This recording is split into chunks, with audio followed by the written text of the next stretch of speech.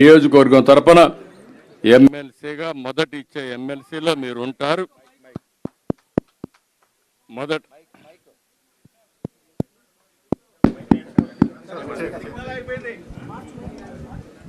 మొదటి విడత లిస్టులో ఎమ్మెల్సీగా వారే ఉంటారు. శాసన మండలికి వస్తారు.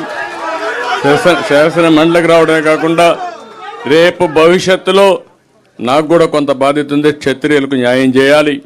అలాంటి న్యాయం చేసే దాంట్లో ప్రమోషన్లో మొట్టమొదటిగా వర్మ గారు ఉంటారని చెప్పి మరొకసారి మీ అందరికీ తెలియజేసుకుంటూ, ఇంకొక పక్కన కార్యకర్తలందరినీ కోరుతున్నా, ఈరోజు వర్మ గారంటే అభిమానంగా ఉండే ప్రతి ఒక్కరూ పవన్ కళ్యాణ్ గారిని గెలిపించుకోవాలి. అతిపెద్ద మెజారిటీ, చరిత్రలో ఎప్పుడు రానంత మెజారిటీ రావాలి.